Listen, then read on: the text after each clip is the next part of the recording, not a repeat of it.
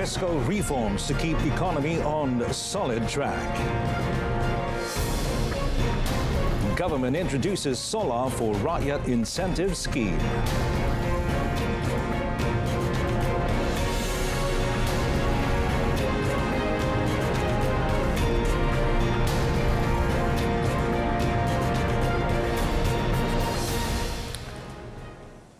Good evening and Salam Malaysia Madani. You're watching Malaysia Tonight and I'm Muhammad Amin Carlos. Now, the government needs to implement fiscal reforms to ensure that the Malaysian economy remains on a sustainable and solid track. Well, according to Prime Minister Datuk Seri Anwar Ibrahim, for Malaysia to start out towards becoming a high-income economy based on humane values, the fiscal reforms will be focused on targeted subsidies and revenue-based expansion to create fiscal space that can be mobilized to improve the people's welfare. Well, through a post on Facebook, the Premier said the Madani government will also put a stop to the debt addiction syndrome in order to restore foreign investors' confidence. Well, he said fiscal reform measures, while inconvenient for everyone, is necessary to rejuvenate the national economy. Well, yesterday, Datuk Seri Anwar chaired a fiscal policy committee meeting which discussed and examined the latest Malaysian economic scenario as well as the short to medium term outlook for the country's fiscal position. Well, he said that during the meeting, committee members agreed to strengthen the Debt Management Office to enhance the government's debt management as well as to streamline the role of the Finance Ministry's Investor Relations Office that serves as the main reference centre for market investors. Adding to that, Datuk Seri Anwar said the government aims for the Northern Corridor Economic Region, or NCER, to record 367.8 in realized investments by 2030 through 3 new focus areas. He said NCER plans to become a world-class economic and technological hub through 3 new areas of focus, and that's advanced services, high-value manufacturing and modern agriculture. He also said the 2 drivers of change that will support the plan are environmental, social and governance or ESG practices and applying digital usage. At the 31st Northern Corridor Implementation Authority meeting he chaired today, Datuk Seri Anwar said he had examined the main issues related to the NCER Strategic Development Plan 2024-2030. Now, he said the meeting also discussed the facilitation at NCER initiative to drive and realize investments in the corridor region. The Premier added that this will involve coordination with the Malaysian Investment Development Authority for ease of access to information, management of investment relationships, adjustment of services and use of the on-track digital management platform. Well, on another note, the government has introduced the Solar for Rakyat Incentive Scheme, or Solaris, a special initiative aimed at encouraging the installation of solar photovoltaic or PV systems in residential premises under the Net Energy Metering or NEM program. Well, Deputy Prime Minister and Energy Transition and Water Transformation Minister Datuk Seri Fadillah Yusof said the installation of solar PV systems in residential premises by domestic users is a quick wins measure that enables the effective utilization of building roof space for renewable energy generation.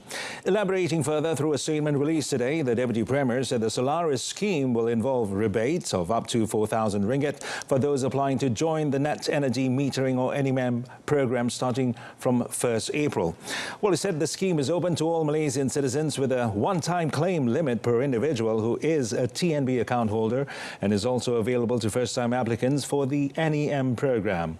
The government has also agreed to allocate an additional quota of 100 megawatts under the NEM Rakyat program, raising the total allocated quota to 350 megawatts. Applications for the NEM Rakyat program quotas will be open until 31st December this year, or until all allocated quotas are fully distributed, whichever comes first.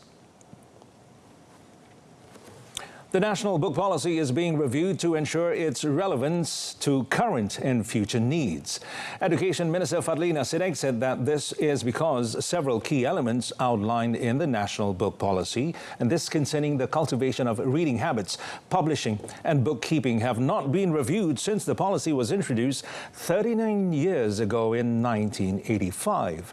Now, she said the ministry and all relevant parties are reviewing it thoroughly as the committee to formulate the new policy has has been activated. Well, speaking after launching children and teen books in conjunction with the National Seminar on the publication of Malay books at Dewan Bahasa dan Pustaka, or DBP, today, Fadlina said the new national book policy is expected to be finalized next year.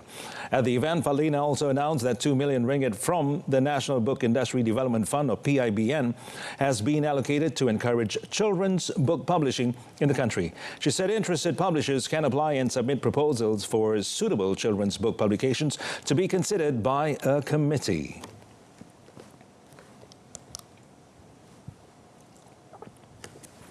The Women, Family and Community Development Ministry always supports employers' efforts to establish nurseries at workplaces.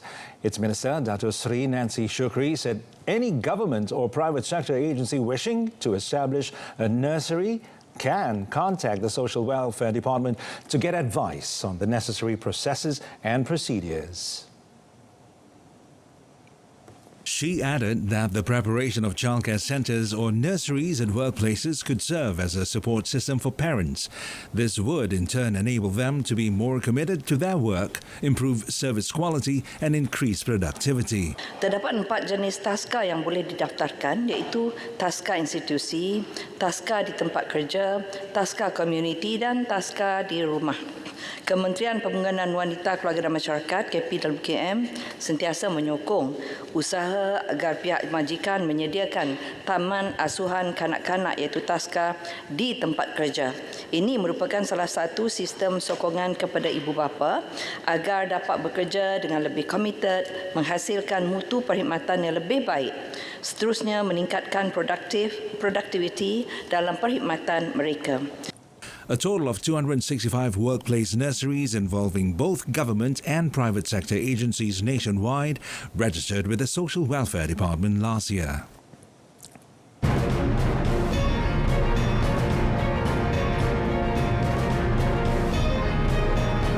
Still ahead in our business segment, Pharma to boost white rice production capacity.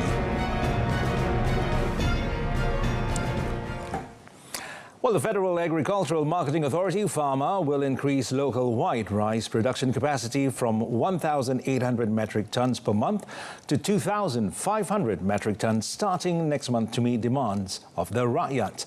Well, Pharma Director General Abdul Rashid Bahri said the move was in line with a request by the National Action Council of Costs of Living, or NACO, recently regarding the boosting of white rice production. Well, the rice will be sold at Pharma outlets such as Agro Bazaars, Agro Madani sales centres, as well as Pharma operation centres. Abdul Rashid also assured that the prices will remain at 26 ringgit per 10-kilogram bag of rice. In addition, Pharma would also restrict the amount of rice purchasable per customer. In regards to goods supply for the Hari Raya Aidilfitri celebrations, Abdul Rashid said Pharma is constantly striving to ensure all basic ingredients such as chicken and beef are adequate for the festive season. Well, he also said the current supply is stable. Now, the prices of the aforementioned goods are also affordable, although there have been some noted increase for certain other ingredients. Well, the federal government's 2024 revenue projected to increase to 312.159 billion ringgit after taking into account budget 2024 tax measures contributed by higher tax revenue collection and better economic growth. Well, Deputy Finance Minister Lim Hui Ying said tax revenue remains the main contributor at 79.5% of total revenue, or 12.57% of gross domestic product, or GDP. Meanwhile, non-tax revenue represents 20.5% of the total revenue, or 3.24% of GDP. Now, she said revenue collection will be supported by strong economic growth and measures taken to further increase revenue mobilization by expanding the tax base and improving tax compliance and transparency. Well, Lim said the government is committed and has taken steps to diversify and increase the country's sources of income. She explained that revenue mobilization measures include broadening the tax revenue base, improving and revising tax structures and legislation, and the provision of tax incentives. The government has expanded the scope of the service tax to include logistics, brokerage, underwriting, and karaoke services in Budget 2024.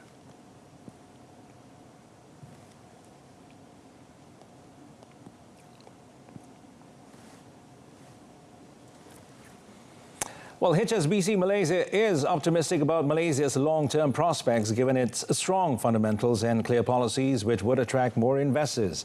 Its Chief Executive Officer, Dato' Omar Siddiq, said that in the grand scheme of things, after being present in Malaysia for over 140 years, currency fluctuations tend to play a relatively short-term role. Thus, he said this would not impact Malaysia's attractiveness as one of the preferred investment destinations in ASEAN in the short term. He noted Bank Negara Malaysia has stated that Malaysia's underlying fundamentals remain strong and very clear in the long term. And we've seen that throughout the efforts, especially in 23 and beginning of 24, where the trade delegations by the government has clearly sort of brought in more FDI announcements to come. So I don't think that the exchange rate plays a role in the context of a long-term investment decision per se. HSBC, one of the world's largest banking and financial services organizations, meanwhile has allocated $1 billion of credit facilities via its ASEAN Growth Fund in 6 of the fastest growth countries in ASEAN to help scale up platform players in the region's booming digital economy. Dato' Omar said the fund also aims to help digital platform players achieve economies of scale, grow their asset portfolios and advance along the corporate life cycle. MIDF research remains bullish on the Malaysian equity market outlook this year, and this stems from the world's equity market remaining generally bullish due to the possible onset of the United States Federal Reserve interest rate cuts and bolstered by resilient macro or earnings growth. Now, it said the prospect of a stronger ringgit vis-a-vis the US dollar would attract a returning inflow of foreign funds, thus providing a necessary boost to the local equity market. The research firm stated that the ringgit is poised to benefit from favorable global commodity prices and a continued trade surplus. Now, the Fed is expected to cut the interest rate in mid-2024 at the earliest, while Bank Negara Malaysia is expected to hold the rate steady this year.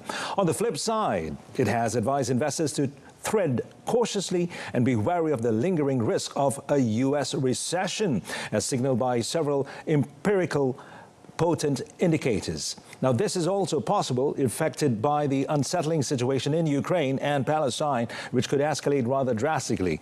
Meanwhile, the research firm said that it expected external trade to recover this year, hence benefiting trade-related stocks such as logistics and ports.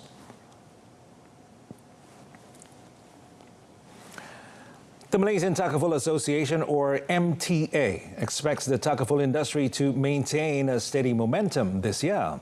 MTA Chairman Ilmi Aman Najaz said 2024 will perform better, reflecting the overall 4% economic expansion forecast versus 3.7% in 2023.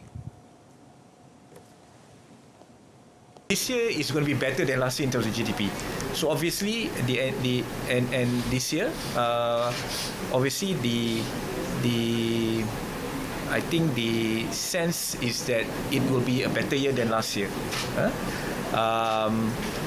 So what I can tell you is that we're optimistic about what that number will be in terms of new business. Meanwhile, Chief Executive Officer Muhammad Radzwan Mohammed said he expects micro Takaful products such as the Perlindungan Tenang could see further growth because 40% of the population, mainly from the bottom medium M40 category, do not have insurance or Takaful. He also said there are 11 products that are offered by 10 Takaful operators, and MTA expects product offerings could increase once a Takaful industry transformation plan called Hijrah 27 is developed. Hijrah 27, the Takaful Industry Roadmap 2024-2027, aims to elevate and innovate Takaful to be a household name in Malaysia and to inspire a new generation of participants. The mandate, he said, is to make Takaful more relevant, accessible and impactful. Ninja Van Malaysia has launched Ninja Restock, an expansion of its service beyond the e-commerce vertical with the aim to revolutionize the business-to-business, which is known as the B2B restock landscape. The service addresses the absence of essential features like real-time parcel tracking in the restock space, providing recipients with increased awareness and visibility. Commenting further on the matter, head of Ninja Van Malaysia, Lin Zheng, stated that they are constantly innovating to enhance the user logistics delivery ecosystem. We are not just the last mile delivery provider, we provide the whole ecosystem for our customers. So in a sense, customers just focus on selling their product, we focus on serving the full supply chain of what they require. So that's how we are differentiating ourselves in the market as a provider of ecosystem rather than just on delivery. Meanwhile, Ninja Van Malaysia head of B2B, Clarence Fernandez, said Ninja Restock is highly required for B2B deliveries, providing features and value propositions that are currently not present in this market. He further noted that by digitizing traditionally manual workflows, Ninja Restock enhances transparency in B2B restocking processes, enabling businesses to identify and address issues faster. Well, still in the biz segment, but we are going away from home. Now, the New Zealand government plans to reduce debt and government spending as a proportion of the overall economy and get back to surplus as part of its budget priorities. Finance Minister Nicola Willis said the budget will deliver urgently needed tax relief to hard-working New Zealanders while putting the government's finances back on a sustainable track. Now, the main priorities for Budget 2024 are to deliver meaningful tax reductions to provide cost of living relief to New Zealanders who have seen no change in personal income tax rates and thresholds since 2010. Now, priorities also include identifying enduring savings across government departments and agencies, improving public services by focusing new spending on priority areas including health, education and law and order, keeping tight control of government spending while funding a limited number of high-priority government policy commitments and urgent cost pressures. Willis said tax reductions will be funded within the operating allowance through a mixture of savings, reprioritization and additional revenue sources, adding that funding tax relief in this way means the government will not have to borrow extra for the purpose. The yen plunged today to a 34-year low against the dollar after a top Bank of Japan official indicated it would press ahead with a loose monetary policy even after this month hiking interest rates for the first time since the global financial crisis. Now, the fall raised speculation that authorities would step into markets to support the currency after officials warned in recent days against speculation. Now, the yen dropped to 151.97 to the dollar, the lowest point since 1990, before strengthening slightly. And early in the day, Bank of Japan board member Naoki Tamura said officials would not embark on a speedy program of monetary tightening as they try to nurture an economic recovery while keeping a lid on inflation. The weaker yen helped spur a rally in the Nikkei as exporters benefited, making the index the region's best performer. Well, other markets were mixed ahead of key U.S. data releases this week, including the Federal Reserve's preferred gauge of inflation and the looming corporate earnings season. Hong Kong, Shanghai, Seoul, Jakarta and Wellington were down, while Sydney, Singapore, Taipei, Mumbai, Bangkok and Manila rose.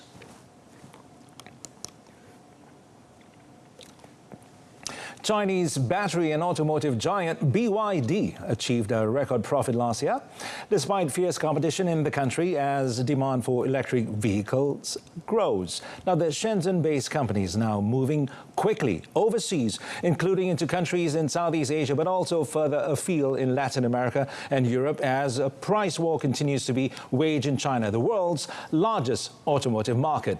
BYD overtook Elon Musk's Tesla in the fourth quarter of last year to become the world's top seller of EVs, and the firm recorded a net profit of $4.16 billion last year. And this is according to a filing to the Shenzhen Stock Exchange, which is up 80.7% year-on-year from $2.29 billion in 2022, reaching an all-time high. Originally specializing in the design and manufacture of batteries, the company began diversifying into the automotive sector in 2003. Well, the firm's high production volume allows them to aggressively price their vehicles and keep pressure on struggling EV startups and original equipment manufacturers, including Tesla.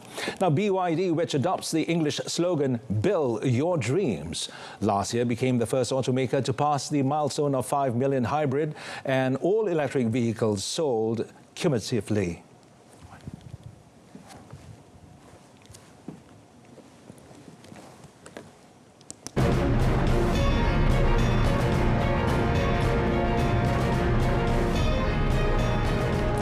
Coming up in our foreign segment, 4 bodies found after Indonesia landslide.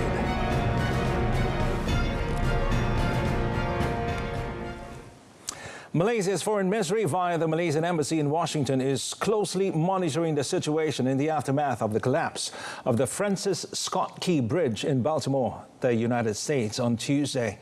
Now, Wisma Putra, in a statement issued today, said that Malaysians in the affected areas are urged to stay vigilant and follow the latest updates and guidance provided by the local authorities. The Embassy of Malaysia in Washington is actively coordinating efforts with local authorities to obtain further information. Now, the Francis Scott Key Bridge collapsed yesterday morning after being hit by a container ship. It was reported that a Singapore-flagged container ship called Dali collided with one of the pillars of the bridge, causing structural damage, which led the bridge to collapse. At least 7 individuals were flung into the Patapsco River. Now, the Baltimore City Fire Department described the collapse as a mass casualty incident. Rescuers in Indonesia recovered 4 bodies, including those of 2 children, after a landslide and flooding hit a village on Java Island, while 6 others remain missing. Now, Sibenda village, the West Java province, became inundated just before midnight on Sunday evening after hours of torrential rain, while many villagers were asleep. 10 people were initially reported missing and dozens of homes were damaged, forcing hundreds to evacuate. Maidi, head of the local disaster mitigation agency, said until this morning, 4 bodies have been retrieved and 6 more are still being searched. Indonesia is prone to landslides during the rainy season, and the problem has been aggravated in some places by deforestation, with prolonged torrential rain causing flooding in some areas of the archipelago nation. Well, earlier this month, flash flooding and landslides on Sumatra Island killed at least 30 people, with scores still missing. Well, a second fatality linked to supplements containing red yeast rice, or benikoji, manufactured by Japanese drug maker Kobayashi Pharmaceutical, has been confirmed in the wake of health issues arising from the ingredient. Now, the findings were disclosed by the Japanese Ministry of Health, Labour and Welfare after questioning officials at the Osaka-based drug maker, noting that details of the second death remain unclear. However, a doctor's written comment said the person suffered kidney damage. And according to the ministry, Kobayashi Pharmaceutical said that 106 individuals have been hospitalized upon consuming the supplements, with approximately 3,000 inquiries voicing health concerns received by the company's helpline. Now, as the health issue escalates, the Osaka city government issued recall orders for 3 products containing yeast fermented rice, subject to voluntary recalls. The city government plans to issue disposal orders after the completion of the process based on the Food Sanitation Act, suspecting harmful substances.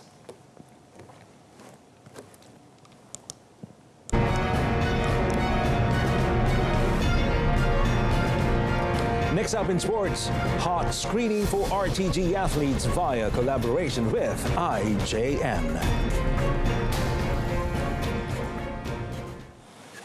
Well, any decision involving the Malaysia Stadium Corporation, or PSM, can only be determined by the corporation's board of directors.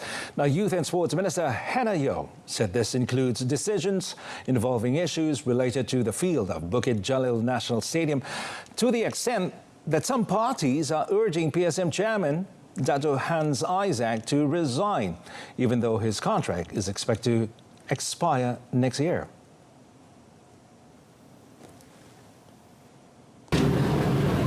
Mas Isaac telah dilantik untuk tempoh 2 tahun. Okey. Dan saya percaya dalam PSM sekarang segala keputusan semua dibuat bersama board. Okay. Recently, netizens, especially local football fans, criticised Dato' Hans Isaac's leadership as PSM chairman to the extent that some asked him to resign when the field at Bukit Jalil National Stadium was seen as unsatisfactory ahead of the 2026 World Cup 2027 Asian Cup Group D qualifiers between Harimau Malaya and Oman, which ended 0-2 in favour of the visiting team last night. Meanwhile, Hannah said the Road to Goal or RTG committee is collaborating with the National Heart Institute or IJN in conducting heart screening for athletes under the program participating in the 2024 Olympic Games in Paris. Untuk RTG sekarang, 2 perkara yang paling penting untuk saya. Satu, tak ada kecederaan. Okay, saya tak nak setback seperti itu. Dan yang keduanya, kita ada kerjasama dengan IJN. Okay? Dan IJN, pakar-pakar telah mula buat saringan untuk atlet-atlet ATG untuk pastikan jantung everything sihat. The RTG, which was created last year, is a national project to hunt for the country's first gold medal at the 2024 Olympic Games as well as the 2028 edition in Los Angeles. Well, asked if Malaysia was interested in hosting the 2038 Asian Games, Hannah said the Ministry of Youth and Sports' main focus at the moment is to invest in the sports ecosystem, including talent development at the grassroots level. Well, previously, the media reported that UiTM Shah Alam's Faculty of Sports and Recreation Science Senior Lecturer Muhammad Sadiq Mustafa recommended that Malaysia could consider hosting the 2038 Asian Games if it still intends to host a high-level sports event after rejecting the offer of the Commonwealth Sports Federation to host the 2026 Commonwealth Games. And moving on to badminton, Academy Badminton Malaysia, ABM, coaching director Rasmi hopes the issue of fitness and injury that plagued the national men's squad at the Badminton Asian Team Championships, or BATC, will not be repeated at the 2024 Thomas Cup in Chengdu, China. Rexy admitted that he was a bit confused thinking about the incident involving several key players at BATC 2024 in Shah Alam, Selangor, since he had never faced such a situation either as a player or coach before. Now, he said he just wanted a solid team at the Thomas Cup and does not want the same thing at BATC to happen again. At the BATC competition last month, the men's squad experienced some anxious moments after 2 singles players, Lee Zijia and Ng Ziyong, had to be rested for several matches as both had difficulty breathing due to sinus and back injuries.